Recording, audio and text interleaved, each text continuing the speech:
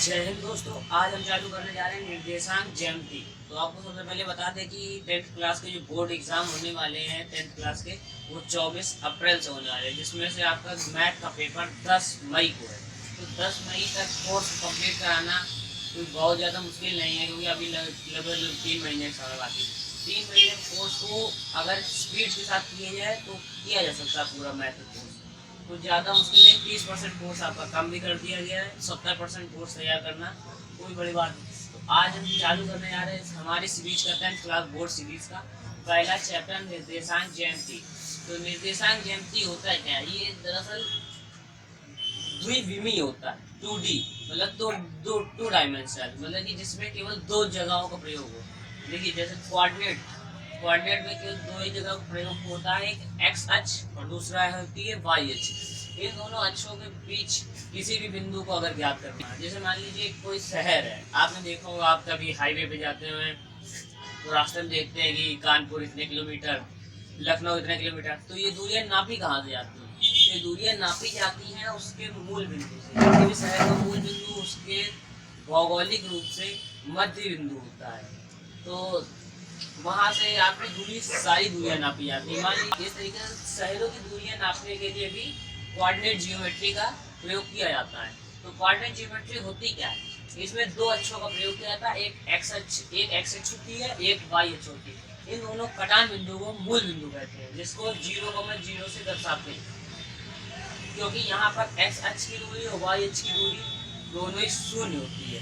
तो एक्स अक्ष और वाई अक्ष होती क्या है? तो देखिए, ये जो परपेंडिकुलर लंबवत रेखा को वाई अक्ष कहते हैं, और जो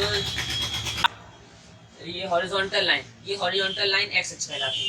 अब यहाँ से इसके 4 हिस्सों में ये रेखाएं अक्ष, इन रेखाओं के एक रेखा के 2 अक्ष होते हैं। तो ये वाई रेखा है, तो इसके प्लस धन वाई अक्ष और ऋण वाई अक्ष, और एक्स अक्ष के साथ धनात्मक एक्स अक्ष और ऋणात्मक एक्स अक्ष दोनों ही है।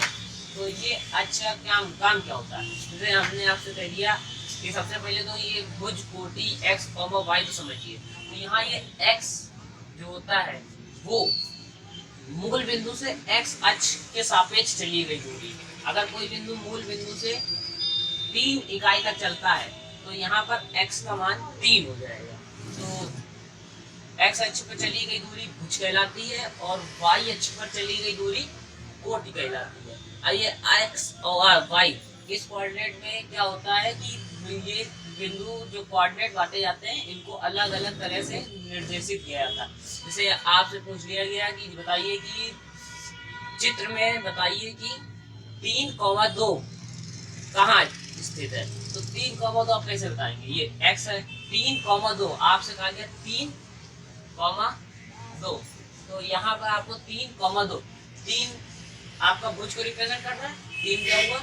x अक्ष पर चली गई 3 इकाई दूरी, 3 इकाई दूरी मूल बिंदु से 1, 2, 3, ये 3 यहाँ हो गया आपका x अक्ष। अब कोटि y अक्ष पर चली गई दूरी, देखिए दोनों धनात्मक है, तो दोनों प्रथम चतुर्थांश बनेंगे नहीं, प्रथम चतुर्थांश में दोनों ही भुज और कोटि दोनों ही धनात्मक होते हैं। तो ये देखिए धनात्मक है, धनात्मक कोटि 2 यहाँ पर है, तो यहाँ से एक रेखा हुआ ऐसे खींचा डॉटेड लाइन, और कोटि से भुज से भी एक लाइन ऐसे खींचा, तो यहाँ पर आपको मिलेगा आपका बिंदु 3,2। तो इस तरीके से इसमें बिंदुओं को ज्ञात किया जाता है। अब इससे एग्जाम में प्रश्न क्या बनते हैं? तो इससे एग्जाम में प्रश्न बनते हैं किसी किन्हीं दो बिंदुओं के बीच की दूरी। मान लीजिए एक 3,2 है, यहाँ का आपका ये हो गया 4,4,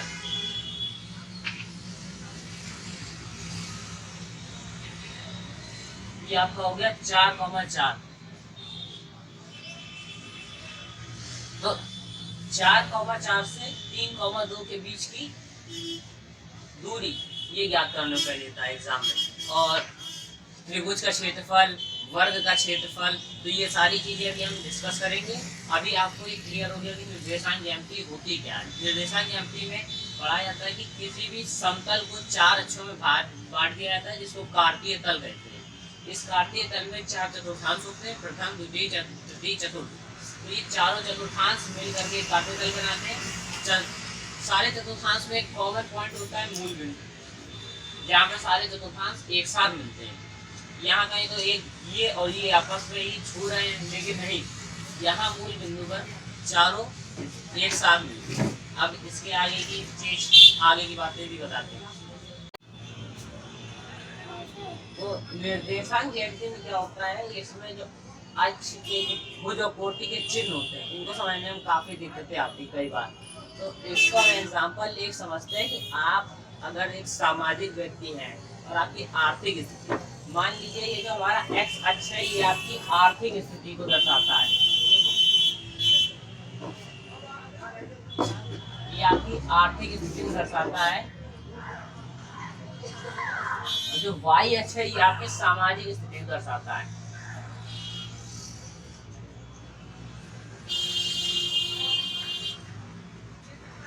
ठीक है, तो ये आर्थिक और ये सामाजिक। एग्जाम्पल लेते हैं जैसे विजय माल्या जैसे लोग, विजय माल्या लोग सामाजिक रूप से वो एक बहुत जाने माने बिजनेसमैन भी थे पहले, और आर्थिक स्थिति भी उनकी काफी अच्छी थी। तो उनको लोन आसानी से मिली क्योंकि उनके पास दोनों ही अच्छा था, उनके पास डबल प्लस पॉइंट था। सामाजिक रूप से भी उनके ऊपर कोई केस नहीं था अभी तक, और यहाँ ये आर्थिक रूप से भी वो दोनों ही तरह से संपन्न थे, तो दोनों तरफ प्लस में थे। लेकिन जब उनकी आर्थिक स्थिति घटी तो उन्होंने क्या किया, लोन लिया। अब आर्थिक स्थिति कब हुई, आर्थिक स्थिति अगर आपकी घटती है तो आप पीछे आ जाते हैं।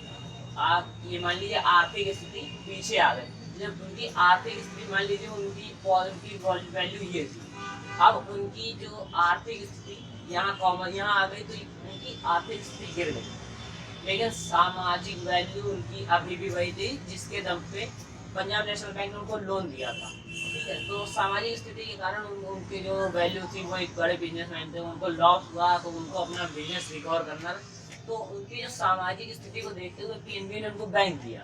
अब उन्होंने क्या किया कि ये जो आप उनकी अपनी सामाजिक स्थिति को तो क्या लिया, आर्थिक रूप से कमजोर थे, पीएनबी ने लोन तो दे दिया लेकिन अभी भी उनके ऊपर ऋणात्मक तो था ही, ऋण तो था, तो ऋण था, आर्थिक स्थिति कर ली। अब वो क्या किया, उन्होंने घोटाला कर दिया, उन्होंने पैसा लेके भाग गए इंग्लैंड, तो इंग्लैंड भाग गए तो उनकी जो हुई सामाजिक स्थिति भी गिर गई। ठीक है, अब अगर उनकी सामाजिक स्थिति गिर गई क्योंकि उन्होंने फ्रॉड किया, किसी बैंक के साथ आप फ्रॉड करेंगे तो आपकी सामाजिक स्थिति कहाँ से अच्छी हो, आप क्राइम करेंगे तो आपकी सामाजिक स्थिति कोई नहीं अच्छी, पड़ोसी से झगड़ा करेंगे तो आपकी स्थिति नहीं अच्छी होगी सामाजिक रूप से। आर्थिक रूप से भी कमजोर थे, आर्थिक रूप से उनको ऋण था। ठीक है, भारत में उनकी वैल्यू क्या हो गई, डबल माइनस हो गई, सामाजिक भी अच्छे नहीं है और आर्थिक स्थिति उनकी चौपट हो गई, भारत ने सारे उनकी प्रॉपर्टी कब्जा कर ली है। ठीक है, अब क्या हुआ, अब फिलहाल तो उनकी पोजीशन ये है, लेकिन अभी भी वो अगर चाहे तो आर्थिक स्थिति बढ़ा सकते हैं, जो आर्थिक स्थिति को बढ़ा ही रहे हैं। इंग्लैंड में है तो ऐसा तो है, तो ऐसा तो हो नहीं सकता कि वो खाली ही बैठे हो, वो भी कोई ना कोई बिजनेस कर रहे हैं, अपने आप को आर्थिक रूप से संपन्न कर रहे होंगे, तो आर्थिक वैल्यू बढ़ा रहे अपनी, तो वो क्या हुआ, प्लस हो गया। क्यों, देखिए यहाँ दोनों उनके सामाजिक और आर्थिक स्थिति दोनों ही अच्छी थी, दोनों ही प्लस में थी, दोनों ही उनके पास डबल प्लस था। जब उनकी आर्थिक स्थिति गिरी तो उनके क्या हुआ, आर्थिक रूप से कमजोर है लेकिन वो सामाजिक रूप से अच्छे थे, सामाजिक रूप उनका उस समय प्लस माइनस प्लस था। माइनस प्लस था क्या था कि आर्थिक रूप से कमजोर है लेकिन सामाजिक रूप से अच्छे होते। ज्यादातर भारत में जो होता है, जो भारत में जो मध्यम वर्ग होता है उसकी स्थिति हमेशा ही यहाँ रहती है। क्यों, क्योंकि वो आर्थिक रूप से कमजोर है लेकिन वो अपनी इज्जत से जीता है, सामाजिक रूप से वो काफी संपन्न होता है। इसलिए ज्यादातर भारतीय इस चतुर्थांश में आते हैं। अगर भारतीय लोगों के चतुर्थांशों में बांटा जाए तो सबसे ज्यादा तो इस रूप में आते हैं। ऐसा नहीं कि उनकी किसी की सामाजिक और आर्थिक स्थिति दोनों खराब है, ऐसे लोग नहीं होते, लेकिन यहाँ सबसे ज्यादा लोग भारत में इस तरह के लोग होते। तो वापस आते हैं अपने पॉइंट पे, विजय माल्या और चतुर्थांश के भुज और कोटि को कॉम्बिनेशन को। तो यहाँ पर हमने क्या, यहाँ पर कहाँ तक पहुँच गए थे, इंग्लैंड तक। इंग्लैंड में जब वो बिजनेस कर रहे हो, तो वापस आते हैं पॉइंट पे विजय माल्या की आर्थिक और सामाजिक स्थितियों पे जवाहर नायक के जो निर्देशन नियम थी वो समझने में बहुत फायदेमंद है। तो आप वो इंग्लैंड में होंगे तो आर्थिक रूप से डेवलप कर रहे होंगे, मतलब क्या, वो एक्स अक्ष की तरफ वापस जा रहे होंगे, धनात्मक एक्स अक्ष की तरफ। अब क्या किया जा सकता है कि अगर वो अपनी सामाजिक स्थिति को भी अच्छे तरीके, अब उनकी सामाजिक स्थिति मतलब कि उनको यहाँ से यहाँ जाने का कोई चांस नहीं बचा उनके पास। क्यों? क्योंकि आप एक बार घोटाला कर चुके, आपके पास केस, आपके ऊपर केस लग चुका, आपके ऊपर कोई भरोसा नहीं करेगा, आप सामाजिक रूप से एकदम डिसबैलेंस हो गए। अब आप अपनी आर्थिक स्थिति बढ़ाई, आप ये लोन वापस भी कर देंगे, ताकि आप सामाजिक रूप से नहीं आ सकते। तो इसमें क्या हुआ कि उनकी आर्थिक स्थिति इंग्लैंड में रह के तो अपनी बढ़ा रहे, लेकिन सामाजिक स्थिति तो उनकी अभी भी वही है। इससे क्वाड्रेंट सिस्टम अगर आपको समझ आया हो तो बहुत अच्छी बात है। लाइक कर दीजिए, शेयर कर दीजिए और इस चैनल को सब्सक्राइब कर लीजिए, क्योंकि आपकी जो 10th क्लास की पूरी प्रिपरेशन बोर्ड के लिए है वो हम करा देंगे इस चैनल पे। और उसके बाद 15 जून को पॉलिटेक्निक के एग्जाम्स हैं, इनके फॉर्म भी अभी आ जाएंगे। तो जो पॉलिटेक्निक की तैयारी करना चाहते हैं बोर्ड एग्जाम के बाद, हम पॉलिटेक्निक की भी तैयारी करवाएंगे, फिजिक्स, केमिस्ट्री, मैथ, तीनों ही सब्जेक्ट। तो अभी अगर ये समझ में आया हो तो इसका स्क्रीनशॉट ले लीजिए, नोट्स अगर बनाना चाहते हैं तो बना लीजिए।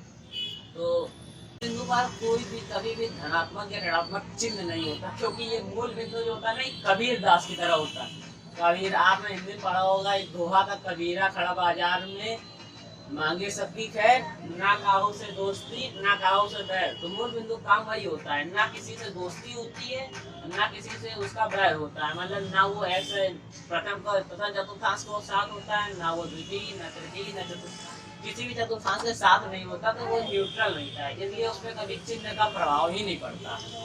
वो हमेशा जैसा है, जीरो है, भोंदू था, भोंदू है, भोंदू ही। तो अभी तक मैं क्वाड्रेंट सिस्टम को समझ लिया। अब हम पढ़ेंगे दो बिंदुओं के बीच की दूरी को निकाला कैसे जाता है। जैसे हमें यहाँ दो बिंदु दे दिए गए, x1 y1 और x2 y2। ये क्वाड्रेंट सिस्टम में समझा दिया था कि y जो होती है वो y द्वारा चली गई दूरी, मतलब कि उस बिंदु की ऊंचाई होती है, और x जो रिप्रेजेंट करता है ये x अक्ष से y अक्ष की दूरी को x रिप्रेजेंट करता है, y अक्ष से दूरी बराबर x और x अक्ष से दूरी बराबर y। तो ये दोनों चीजें दोनों एक दूसरे को डिपेंड करते हैं। ये बिंदु ऐसे ही आती है ऐसे, तो आप वो बिंदु दिए गए x1 y1 और x2 y2, इन दोनों बिंदुओं के बीच की दूरी निकालनी। तो इन दोनों बिंदुओं के बीच की दूरी निकालने का फॉर्मूला तो ये सिंपल है, d मतलब डिस्टेंस, डिस्टेंस बराबर under root x1 square x1 minus x2 का whole square plus y2 minus y1 का स्क्वायर। अब इसको याद नहीं होता तो वो हम इसको प्रूव कर देंगे, आप लोग मैप लगाएंगे, एक बार प्रूवमेंट लगाएंगे, आपको रट जाएगा ये फॉर्मूला। तो आपको प्रूवमेंट के तौर पे देखिए, दो बिंदुओं के बीच की दूरी, अगर आपको पाइथागोरस प्रमेय पता होगी तो उसमें सर पाइथागोरस ने बताया था कि यदि किसी समकोण त्रिभुज में, उन्होंने बताया था कि समकोण त्रिभुज को आप जानते ही होंगे, जिसका एक कोण 90 डिग्री का होता है, 90 डिग्री, उसको समकोण त्रिभुज कहते हैं।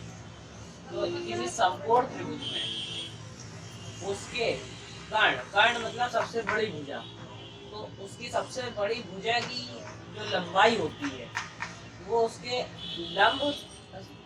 उसके अन्य दो भुजाओं के वर्गों के योगफल के बराबर होती है। तो वर्गों का योगफल मतलब इसका इस लंबाई का जो वर्ग होगा, स्क्वायर होगा, उसका वो जो होगा ये इस लंबाई और इस लंबाई मतलब लंब और आधार दोनों के ही वर्गों के योगफल के बराबर होगा। मतलब ये इन्होंने बताया था कि अगर हम इस लंबाई को k से रिप्रेजेंट करें, इसको l से और इसको a से, कर्ण लंब आधार, ठीक है। तो इस थ्योरी के अनुसार उन्होंने बताया कि k स्क्वायर बराबर l square plus a square, जो उन्होंने बताया था। इसी में अगर हमें ये लंबाई निकालनी, कर्ण निकालनी, तो इसका स्क्वायर इसके ऊपर उठा के टोपी पहना देंगे इसको रूट की, तो रूट की टोपी पहनाने के बाद ये हो जाएगा under root l square plus a square, ठीक है। तो ये थ्योरी दी थी हमारे पाइथागोरस साहब ने। तो पाइथागोरस साहब की इस थ्योरी को यूज करके हमने यहाँ पर ये दो बिंदुओं के बीच की दूरी निकालने का फॉर्मूला बनाया। अब कैसे बनाया ये देखिए, यहाँ ये डायग्राम है। तो डायग्राम में आपको दिया गया x1 और y1। तो x1 और y1 की जो ऊंचाई है, मतलब कि जो ये है, ठीक है। तो हमने क्या किया, ये देखिए आपको इस जगह पे ये एक समकोण त्रिभुज दिख रहा होगा आपको, ये ऐसा हमने इसलिए बना लिया क्योंकि हमें पाइथागोरस साहब की कंडीशंस को भी पूरा करना है। तो यहाँ ये देखिए, ये आपका एक 90 डिग्री आ गया, ये हो गया आपका समकोण त्रिभुज। अब इसकी सबसे लंबी भुजा आपको देखिए, जो हमारी ये x1 और y1 दिख रहा है, x1 y1 और x2 y2 के बीच की दूरी जो है, यही आपकी सबसे लंबी भुजा है और यही हमें ज्ञात करनी है। तो इन्होंने क्या कहा था कि अन्य दो भुजाओं के योग वर्गों के योगफल। तो अन्य दो भुजाएं मतलब कि हमें ये दूरी भी, मतलब कि हमें ये दूरी भी ज्ञात होनी चाहिए और ये दूरी भी ज्ञात होनी चाहिए। तो यहाँ पे हमने आपको पिछले स्लाइड में बताया कि जो दूरियां जो होती हैं वो हमेशा एक दूसरी अच्छे से, अगर x की तो x दूरी को आप जानते हैं, x बिंदु निकालना चाहते हैं, तो x बिंदु हमेशा y अच्छे से दूरी को, इस दूरी को रिप्रेजेंट करता है। तो ये देखिए यहाँ पे इस बिंदु की लंबाई कितनी है, ऊंचाई कितनी है, x अच्छे से दूरी, मतलब इसका y, इसमें जो y की दूरी है वो कितनी है, तो y बराबर आपका है x2/2, ठीक है। तो ये y2 है, ये देखिए ये पूरी भुजा, पूरी लंबाई है इसके बराबर, ये जो रेखा है इसके समांतर है, तो इसकी लंबाई बराबर होगी। तो ये देखिए ये y2 है, इस लंबाई को y2 मान लिया, ये जो छोटी दूरी है इसको हमने y1 मान लिया। अब हमें इस भुजा को ज्ञात करना, तो हम क्या करेंगे, बड़े में से छोटे को घटा देंगे, बड़े में से छोटा घटा देंगे। तो ये है यहाँ ये बड़ी दूरी और बड़ी दूरी में से छोटी दूरी हमने घटा दी, इसमें से इतना हटा दिया तो इतना हमें मिल जाएगा। तो इतना हटाने के लिए ये y1 है, इतनी दूरी हमने y1 ली है। तो ये देखिए ये दूरी आपकी आ गई y2 माइनस y1। तो ये दूरी तो हो गई। अब ये दूरी तो सेम कॉन्सेप्ट इसी में भी लगाएंगे, बड़े में से छोटा घटा देंगे। तो ये बड़ा है आपका x2 बड़ा है, ये देखिए x2 है, y अच्छे से दूरी रिप्रेजेंट कर रहा है, यहाँ पे ये देखिए x2, ठीक है। तो ये x2 अपनी y अच्छी दूरी, अब x1 का बिंदु केवल इतनी दूर तक आ रहा है, ये इसकी रेंज नहीं उतनी, इसकी उतनी औकात नहीं कि वहाँ जा सके। तो यहाँ पर ये आपका बस यही रेस्ट्रिक्टेड है। तो इसकी जो x अच्छे से दूरी, y अच्छी दूरी कम है, छोटी है, और ये बड़ी है, तो बड़े में से छोटा घटा दिया तो हमें इतना ये मिल गया, इतनी दूरी हमें मिल गई है। देखिए x2 माइनस x1, बड़े में से छोटा घटा दिया तो ये दूरी हमारी आ गई x2 माइनस x1। तो अब पाइथागोरस की थ्योरम से, पाइथागोरस प्रमेय से, पी थ्योरम से, पाइथागोरस थ्योरम से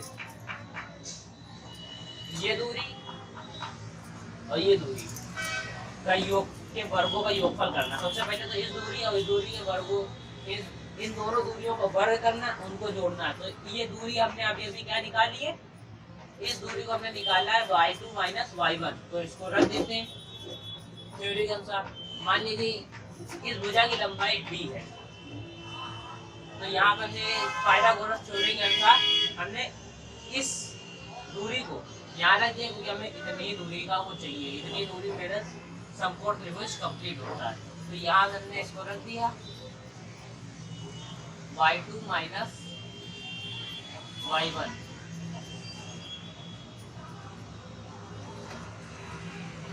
तो सबसे पहले फॉर्मूले में आप देख रहे हैं, तो फॉर्मूले की ही तरह से करते हैं, नहीं तो आप कंफ्यूज हो जाएंगे बाद में कि y1 या y2 कैसे दे दिया।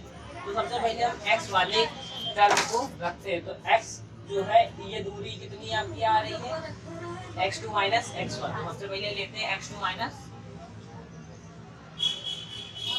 x1। अब पाइथागोरस साहब ने क्या कहा था कि इस दूरी का जो वर्ग होगा, ठीक है, और प्लस ये d स्क्वायर में है, तो इस दूरी का वर्ग लिख लिया है। अब इस दूरी का वर्ग तो यहाँ पे लिख लेते हैं y2 माइनस y1 का वर्ग स्क्वायर। ये देखिए यहाँ ये पाइथागोरस थ्योरम से कुछ मैच कर रहा है। अब अगर हमें ये देखिए पाइथागोरस ने ये बताया था, तो ये कंडीशन में रख दी। अब इससे हमें अगर दूरी निकालनी, तो अभी तो हमें केवल दूरी का वर्ग मिलेगा ना। अगर हम x2 में से x1 को घटा कर उसका स्क्वायर करेंगे और फिर y2 में से y1 घटा करके उसका स्क्वायर करेंगे, दोनों को जोड़ेंगे तो हमें अभी केवल जो दूरी आएगी उसका वर्ग मिलेगा। अभी हमें दूरी नहीं मिलेगी, तो दूरी वर्ग से हटाने के लिए अगर कोई संख्या वर्ग में है और उसकी हमें वैल्यू x, मान लीजिए x वर्ग स्क्वायर है और x की वैल्यू चाहते हैं तो हमें क्या करना पड़ता है, टोपी बनानी पड़ती है। जो बगल में जो टर्म है बगल वाले को टोपी बनाना। तो ये हम डी ने क्या किया, अपने जो बराबर से जो खड़ा था इसके साथ x2 माइनस x1 का square plus y2 minus y1 का स्क्वायर, इसको क्या किया, इसमें रूट की टोपी दे डाली। ये रूट की टोपी दे डाली। ये देखिए आपका फॉर्मूला तैयार है। दो बिंदुओं के बीच की दूरी का केवल दो टर्म का फॉर्मूला है। ठीक है, तो आपको समझ में आ गया होगा। नहीं समझ में आएगा तो एक बार इसको ध्यान से वीडियो को पूरा फिर से देखिएगा। तो जब क्वेश्चन दो बिंदुओं के बीच की दूरी हो, लेकिन कभी कभी क्वेश्चन क्या आ जाता है आपसे, वो होता है कि 0,0 या फिर मूल बिंदु से किसी बिंदु की दूरी, तो वो उस दूरी को ज्ञात करने के लिए मान लीजिए उसने दे दी आपको x1, y1 की मूल बिंदु से दूरी ज्ञात कीजिए। तो मूल बिंदु आपका क्या हो गया, x1, y1 उसने दे दिया आपको, और मूल बिंदु आपका हमेशा 0, क्योंकि मूल बिंदु के कोऑर्डिनेट हमेशा ही ये 0 रहते हैं, 0,0। तो इस कंडीशन में आप क्या करेंगे, कुछ नहीं, खाली बस इसको x2 और इसको x1 मान लिया, इसको x2 इसको y2 मान लिया, y2 x2 और y2। तो इस हिसाब से यहाँ पे x2 और y2 की जगह हम रख देते हैं। ठीक है, तो ये फॉर्मूले में आ गया डिस्टेंस। ये फॉर्मूले में आपका आ गया डिस्टेंस बराबर अंडर रूट, देखिए x2 की जगह आपको दिया गया है 0, 0,0 में आपको x2 की जगह दिया गया है 0, तो x2 की जगह 0 आ गया, माइनस जो भी आपको x1 या कोई बिंदु दिया गया होगा उसका स्क्वायर प्लस y2 भी 0 ही होगा, मूल बिंदु 0,0 होता है, तो y2 भी आपका ये 0 माइनस y1 का स्क्वायर। ठीक है, तो आया देखिए 0 में से x1 को घटा लिया, तो यहाँ हमारे पास क्या बचा अंदर में, अंडर रूट में माइनस का x1 स्क्वायर प्लस माइनस का y1 स्क्वायर। ये x1 square plus y1 square बचा। अब आप जानते हैं किसी भी संख्या का अगर हम वर्ग करेंगे तो उनको यदि वह ऋणात्मक, चाहे वो संख्या धनात्मक हो या वो संख्या ऋणात्मक हो, वो हमेशा ही पॉजिटिव आएगा, उसका आंसर हमेशा पॉजिटिव आएगा। तो ये x1 square plus y1 square, तो इसका हमेशा आंसर क्या आएगा, आपका पॉजिटिव आएगा। तो ये आपकी जो दूरी हो गई, ये आपकी दूरी जो हो गई, ये हो गई आपकी x square plus y square, x1 square plus y1 square, ये आपकी दूरी हो गई। ये होती मूल बिंदु से दूरी का ये फॉर्मूला होता है, और ये दो बिंदुओं के बीच की दूरी का फॉर्मूला होता है। तो अभी हम लोगों ने दो बिंदुओं के बीच की दूरी का फॉर्मूला डिस्कस कर लिया। उससे रिलेटेड जो क्वेश्चन, जिस तरह के क्वेश्चन आते हैं एग्जाम में, ये जिस तरह से पेपर आता है, तो दो बिंदुओं के बीच की दूरी का फॉर्मूला से रिलेटेड क्वेश्चन होते हैं, उनको लगाएंगे। हम आपको नीचे पीडीएफ में लिख देंगे, चाहे टेलीग्राम चैनल पे आ सकते हैं, वहां पर इसे जो चैप्टर खत्म होने के बाद इससे जो क्वेश्चन बनते हैं, बोर्ड एग्जाम में पूछाते हैं, वो उनको हम पीडीएफ फॉर्मेट देते हैं, आप उसे लगाइए। अगर डाउट हो तो उसी टेलीग्राम चैनल पे आप मुझे पूछ भी सकते हैं। तो एग्जांपल लेते हैं, एग्जांपल में क्या दिया गया है, दो बिंदु 2,3 व 4,6 के बीच की दूरी, तो डिस्टेंस फॉर्मूला हमने आपको बताया था, under root x2 minus x1 का whole square plus y2 minus y1 का होल स्क्वायर। तो उन फॉर्मूले के साथ इसमें देखिए, यहाँ पे भी देखना पड़ेगा, यहाँ पे देखिए इसको एक बिंदु को x1 y1 मान लिया, मान लीजिए 2,3 x1 y1 मान लिया, और 4 माइनस 6 को x2 y2 मान लिया। तो अब हमने इसको इस तरह मान लिया। अब इसकी वैल्यू सीधे फॉर्मूले में कर सकते हैं। फॉर्मूला क्या था हमारा, d बराबर x2 माइनस x1 का square plus y2 minus y1 का whole square, y2 minus y1 का होल स्क्वायर। तो ये फॉर्मूला हो गया। अब यहाँ वैल्यू पुट करते हैं x2 और x1 y1, x2 y2 की। तो x2 की जगह में यहाँ लिखना है 4, तो यहाँ हमने लिख दिया अंडर रूट x2 की जगह 4 माइनस x1 को दे रखा, तो x1 की जगह में दिया, तो और ये इसका ब्रैकेट लगा के होल स्क्वायर कर दिया, प्लस साइन लगा दिया। अब y2 y1, तो जो हमारा y2 में ये माइनस दिया गया, तो इसको माइनस चिन्ह के साथ ही क्वेश्चन के अंदर रख लेंगे। तो माइनस 6, y1 दिया गया है 3, तो यहाँ माइनस 3, ये हमारा हो गया। अब हम अगले स्टेप में इसको सॉल्व करेंगे। पहले ब्रैकेट देखने बाद 4 में से 2 गया, आंसर आया 2, तो इसका स्क्वायर प्लस 6 और 3। देखिए यहाँ दोनों साइन जो है वो माइनस है, जब दोनों साइन माइनस होते हैं तो ये दोनों संख्या जुड़ जाती है, परंतु चिन्ह नहीं बदलता है। तो इसको हम लोगों ने जोड़ दिया 6 और 3 9 हो गया, लेकिन चिन्ह माइनस है, माइनस का स्क्वायर है। अगर अंडर रूट के अंदर है तो अब इसका स्क्वायर करके जोड़ करके उसका वर्गमूल निकालेंगे। तो यहाँ आ गया ये हमारा डी, इसको बराबर में करके हमने लिख दिया अंडर रूट 2 का स्क्वायर को चूंकि 4 मालूम है तो आपको एवरेज 2 से 10 तक के स्क्वायर तो आनी चाहिए। अगर आप क्लास के एग्जाम को टाइम से पूरा करना चाहते हैं, बाकी पूरा करके तो कोई नहीं काम करेगा, कम से कम आपको 10 से 20 से 15 तक के तो वर्गमूल आने चाहिए। तो इसके लिए फिर यहाँ 2 का स्क्वायर करके 2 का स्क्वायर करके 9 का स्क्वायर नॉन वाइज कैसे होता है, और स्क्वायर करने के बाद जो आंसर आता है वो हमेशा पॉजिटिव होता है। तो पॉजिटिव आंसर है, और के साथ में लिया 81। तो 81 लिया तो ये हो गया हमारा अंडर रूट 85। अब 85 का रूट तो याद नहीं होगा, नहीं याद किया जा सकता है, इसको कुछ फॉर्मूला से याद करके पॉइंट में आएगा, परंतु इसको अगर रूट फॉर्म में लिखना है तो इसको अलग अलग तोड़ सकते हैं। तो इसको किस तरह से तोड़ सकते हैं, तो इसके लिए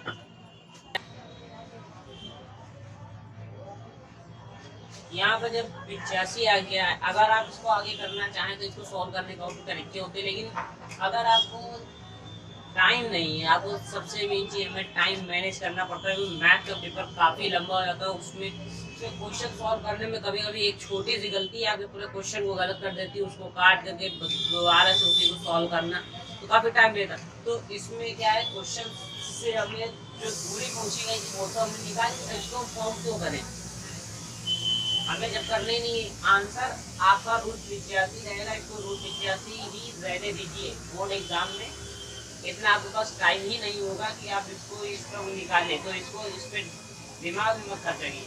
इसका आपने आंसर निकाल लिया, रूट 85 है, इसको रूट 85 लिख दीजिए।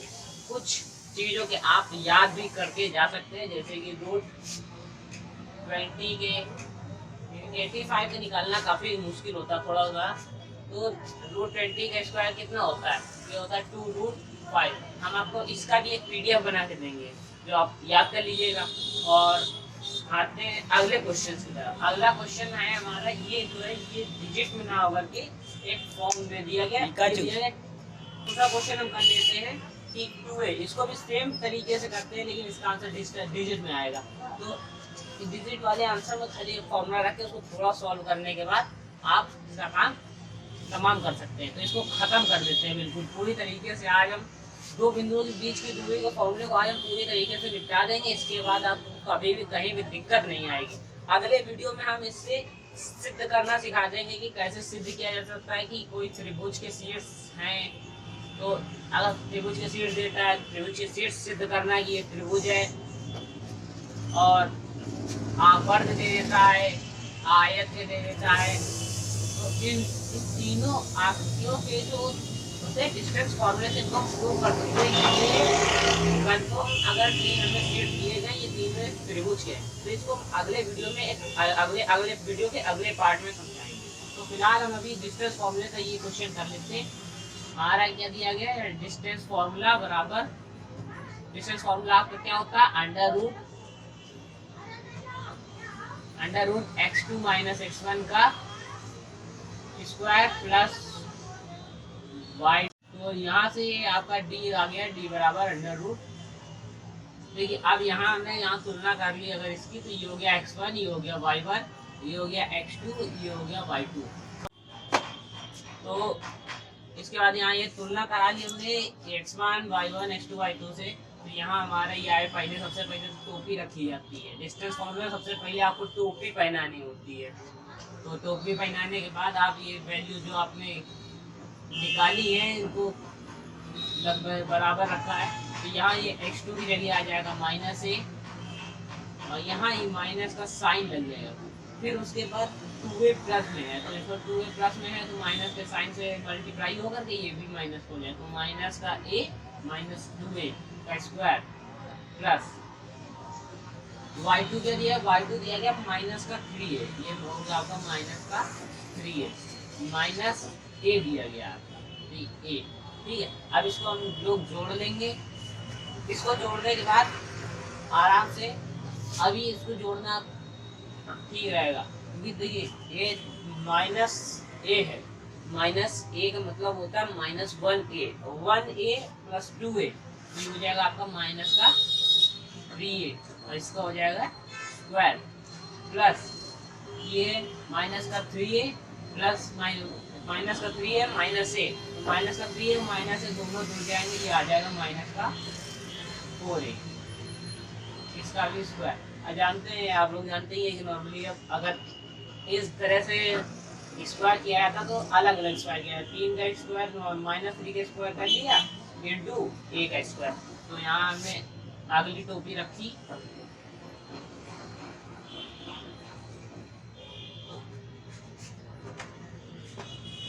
तो अगली टोपी रखी तो यहाँ पे देखा कि -3 का हो स्क्वायर होगा 9, ए का स्क्वायर हमेशा ए स्क्वायर रहेगा, ठीक है। और यहाँ प्लस 4 का स्क्वायर होता है, यहाँ 4 का स्क्वायर होगा 16 और ए स्क्वायर। देखिए ये गुणे में यूनिट समान है, दोनों में ही ए स्क्वायर है, तो दोनों आपस में जुड़ सकते हैं। तो दोनों आपस में अगर जुड़ जाएंगे तो ये हो जाएगा आपका 9 + 16 9 16 25 और ए स्क्वायर। रूट 25 की वैल्यू अगर आपको मालूम हो तो ये रूट 25 की वैल्यू होती है 5, रूट 25 की वैल्यू 5 और ए स्क्वायर स्क्वायर से रूट कट जाएगा। इसको अगर से अभी हम आपको ऐसे दिखाने के लिए लिख दे रहे हैं, एग्जाम में लिखने की इसकी कोई जरूरत नहीं कि अगर ये ऐसे पर रूट 25 इंटू इस चीज को इस फॉर्म में भी लिख सकते हैं रूट ए स्क्वायर, ठीक है। इस फॉर्म में लिख लिया, ए का स्क्वायर से रूट कैंसिल हो गया तो ए अपना बेचारा सीधा साधा भोला भाला लौंडा बच्चा बाहर आ गया, ठीक है। रूट 25 की वैल्यू 5 इंटू में ए, तो ये आपका डिस्टेंस आ गई, इसकी बराबर आ गई 5a। तो यहाँ आज निर्देशन जानते हुए इस वीडियो में यहाँ तक ही रखेंगे। जय हिंद। इसके अगले वीडियो में हम आपको इसके जो बाइसेक्टर फॉर्म दिखाएंगे इसकी और उसके क्वेश्चन कराएंगे, और वीडियो के बाद इन सभी क्वेश्चंस का एक PDF बना करके अपलोड कर देंगे। जय हिंद, जय भारत।